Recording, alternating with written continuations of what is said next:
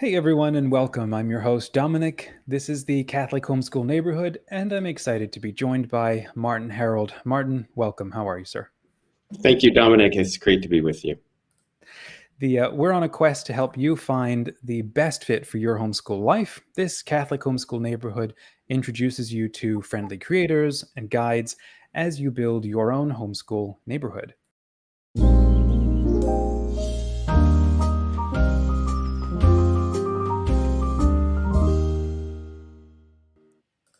So Martin, you are a homeschool father of 7 and the executive vice president for mission advancement and enrollment at John Paul the Great Catholic University.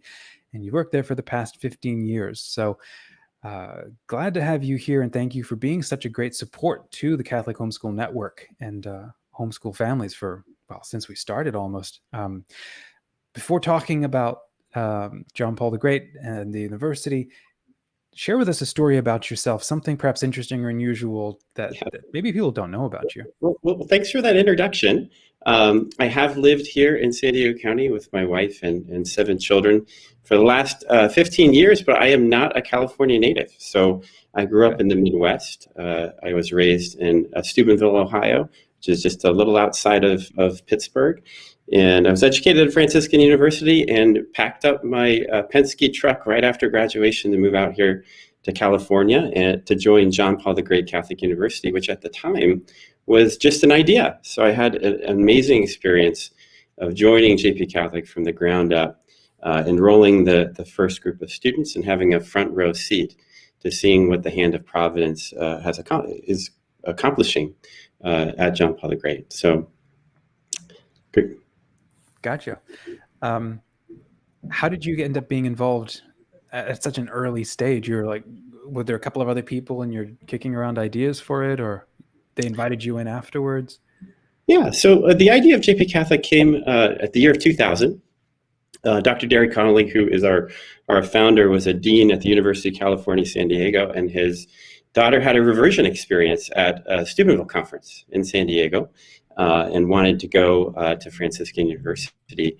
And he had never heard of it before. She had perfect SAT scores, didn't understand why she wanted to go to a school in the middle of nowhere, and reluctantly agreed to take her. And when they were there, he was blown away by the Catholic environment. And that started a discernment process, looking at Catholic higher education, schools that share that Catholic identity and commitment to Catholicism, and he identified a real need within Catholic higher education for a school specifically focused on creative arts and entrepreneurship. And entrepreneurship was his background and what he did a lot at University of California, San Diego.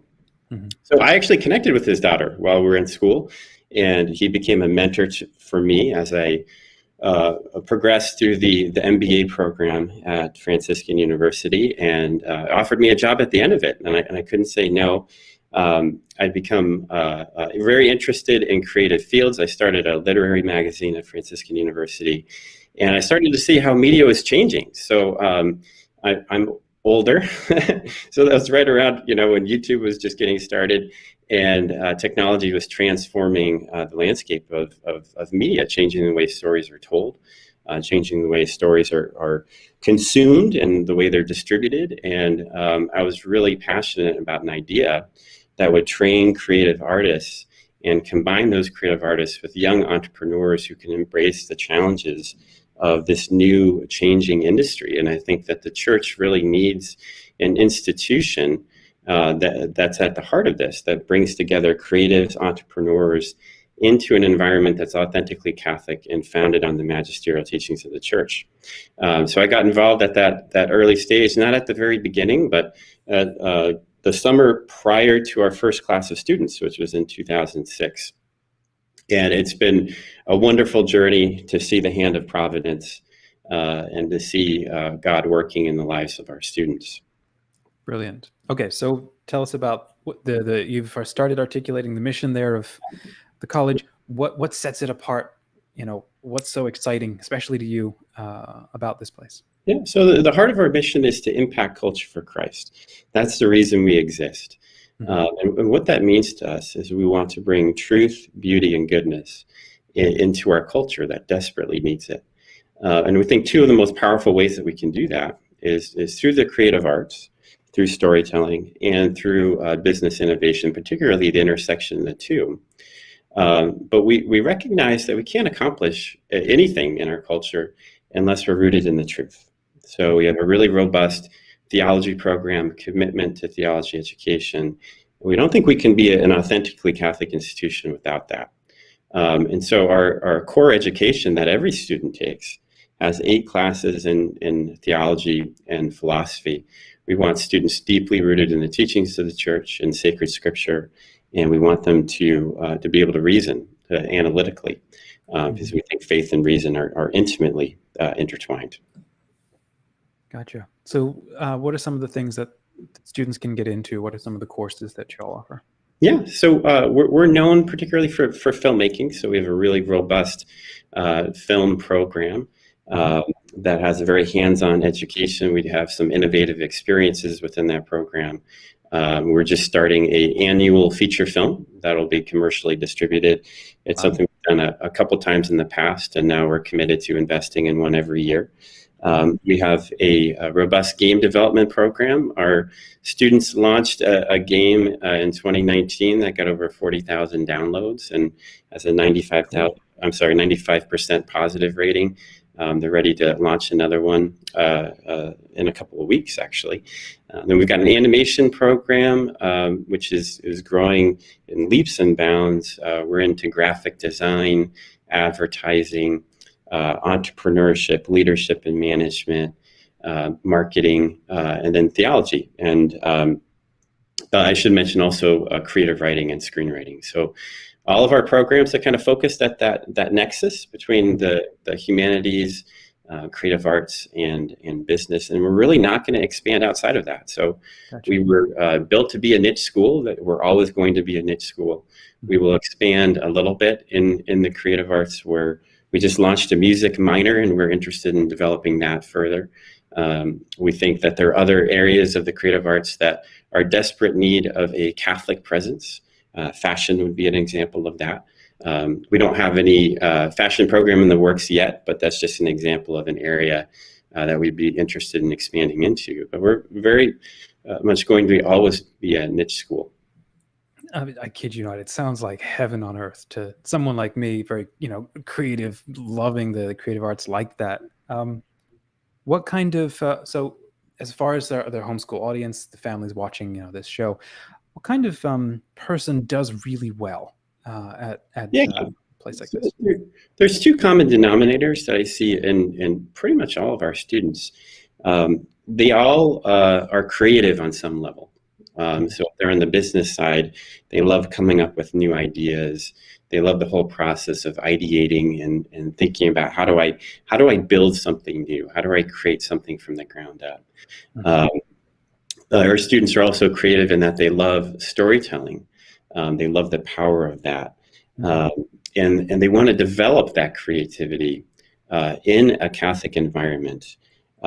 Where they're exposed to the teachings of the church, but they're also in a community of like-minded creatives, where they can develop in that collaboration with other peers who share that same foundation. So really, if we fit a student, we really fit them, and those are the 2 common denominators. You're creative, and you want to grow that creativity in a Catholic environment. Brilliant. What does a student have to do to start getting into it? Like, what does the application process look like? How long does it take? That sort of thing. Is there a distance program? Yeah. So we start taking applications the summer prior to the senior year. So if you're looking at fall 2022, we're taking applications right now. We're in our early application period. So that opens up in July. Then financial aid starts in October. So that's when the federal aid application opens up, and students can start applying for scholarships. And in terms of the application process, we have a very simple application form. Students do have to write a little essay for us, talking about their interest in creativity in the area that they want to get into. Mhm. Also, talking about our mission, why they're passionate about pursuing that, what their personal connection is to it. And then obviously their documentation, their homeschool transcripts. About a third of our students are homeschoolers. So those are transcripts that we're used to seeing. And we don't require any prior experience. So, in many aspects of the creative arts, the technology is expensive. Oftentimes students don't have access to it, or they don't have access to a community to support them in their creativity. Right. So we build from the ground up. Our students come from various backgrounds, various levels of talent, and we try to educate all of them.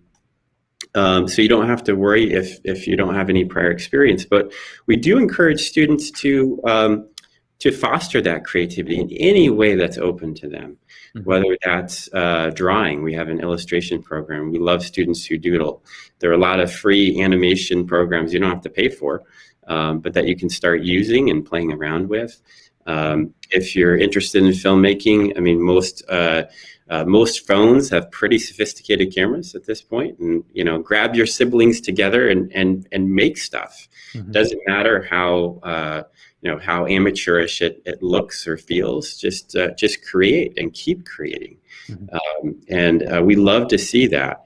And so in terms of our merit scholarship, one of the things we really look at is passion for field. Like how passionate are the students in terms of getting into their field of study.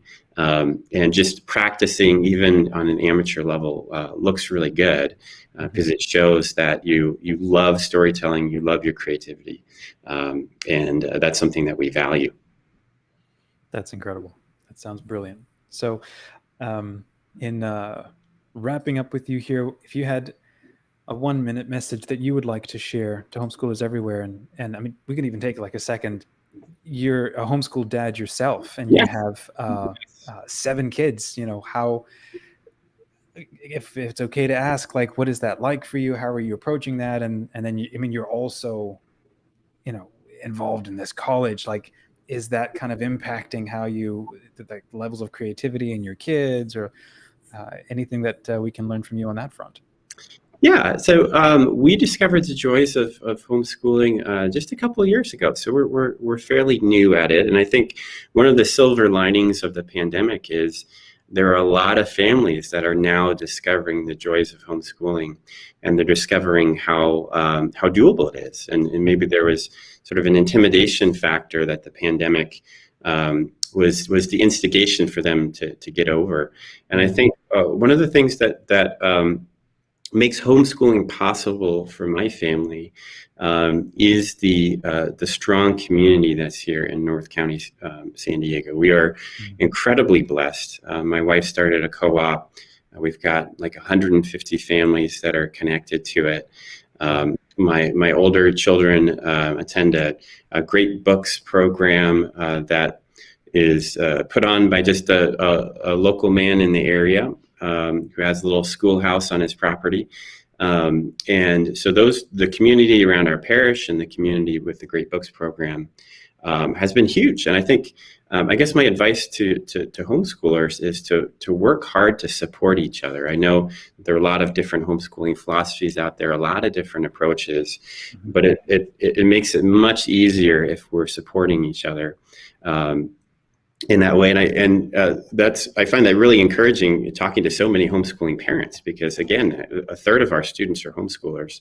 The level of community that they have is really critical. I mean, we are sending our children into a very hostile culture, a culture that's becoming more hostile day by day, and the formation is much easier if your kids are around other kids who share, the same foundation, the same outlook, and that's something that we've been hugely blessed with in San Diego County, but something that you have to work to build and you have to work to sustain.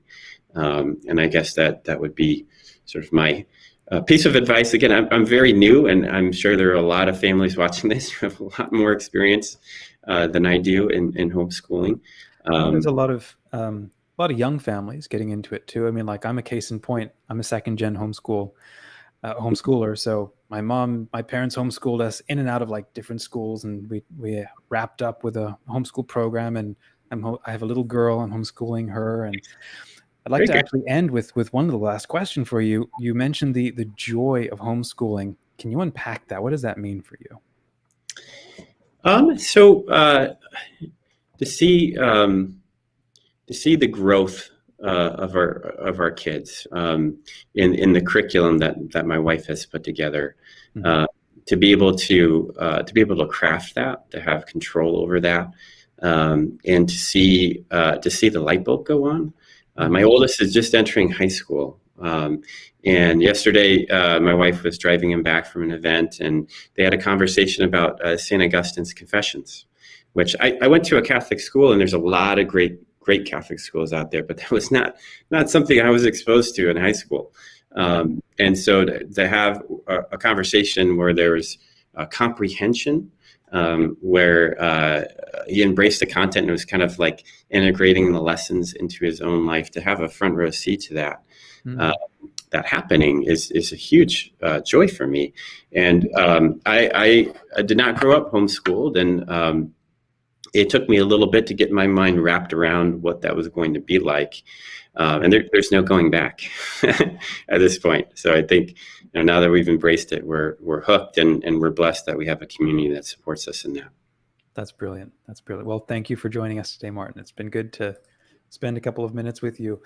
And then for those watching, if you enjoyed this episode, please share it with the one friend that you think would really like to see it, perhaps a student who'd enjoy attending this university. And then come and join us in the free homeschool community on CatholicHomeschoolCommunity.com. We'll see you in the neighborhood. God bless. Thanks, everybody. God bless you all.